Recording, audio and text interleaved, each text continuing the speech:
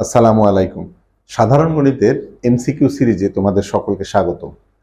আজকে আমরা যে প্রশ্নটি নিয়ে আলোচনা করতে চাই, এটা বরিশাল বোর্ড 2024 সালে এসেছে। এই ধরনের গাণিতিক সমস্যা প্রতি বছর কোনো না কোনো বোর্ডে এসে থাকে।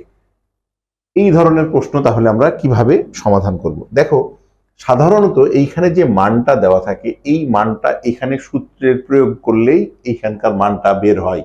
কিন্তু এইখানে যে অংশটা দেওয়া আছে, এখানে কিন্তু কোনো অবস্থাতেই সূত্রের প্রয়োগ করা যাবে না। সেই ক্ষেত্রে আমাদের যেইটা দেওয়া আছে এইখান থেকেই তোমাকে এইটার মান বের করতে হবে। তাহলে খেয়াল করে দেখো, এখানে দেওয়া আছে a+1/a, এইটা সমান দেওয়া আছে 3।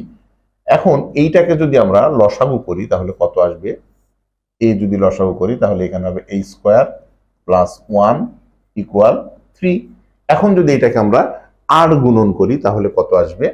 a² + 1 = 3 এর সাথে 1 গুণ করলে 3a। এখন আমরা খেয়াল করে দেখি যে নিচে কি a² + 1 আছে কিনা। এটা তো সূত্রের প্রয়োগ করা যাবে না, তাহলে a² + 1 এখানে নাই। কিন্তু একটা জিনিস খেয়াল করে দেখো, এখানে a² এর সাথে একটা 3 আছে। তাহলে আমাদের এই a² এর সাথে যদি আমরা একটা 3 আনতে পারি, তাহলে কোনো না কোনো ভাবে মনে হয় এই মানটা বসাইলেও বসানো যেতে পারে। তাহলে এখানে আমরা একটু 3 দিয়ে গুণ করে দেখি তো কি হয়। তাহলে 3 দিয়ে গুণ করলে কত হবে? 3a² + 3 দিয়ে গুণ করলে 3 × 3 = 3 দিয়ে গুণ করলে 3 × 3 = 9a। কেন 3 দিয়ে গুণ করলাম? কারণ এখানে প্রশ্নের মধ্যে 3a² আছে। আমরা প্রথম পদটা বিবেচনা করে আমরা মানটা বের করেছি। এখন দেখো তো, আমরা যেই মানটা পেলাম, এই মানটা আসলে কত পেয়েছি? 3a² + 3। এইখানে দেখো 3a² + 3 আছে। সেটা কিসের?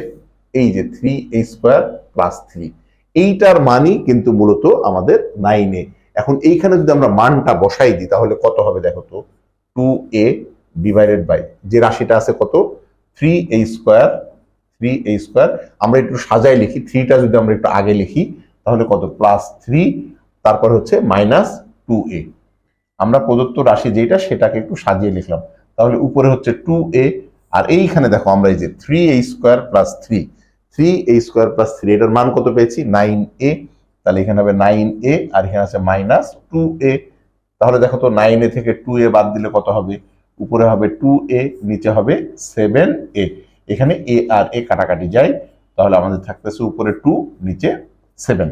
এটা আরো অনেকভাবে বের করা যায়। তোমার প্রশ্ন হচ্ছে তুমি কত সহজেই বের করতে পারবে, সেটাই হচ্ছে আমাদের ব্যাপার। তাহলে এখান থেকে আমরা যে মানটা পেলাম সেটা হচ্ছে 2/7। আশা করি তোমরা গাণিতিক সমস্যাটি বুঝতে পেরেছো।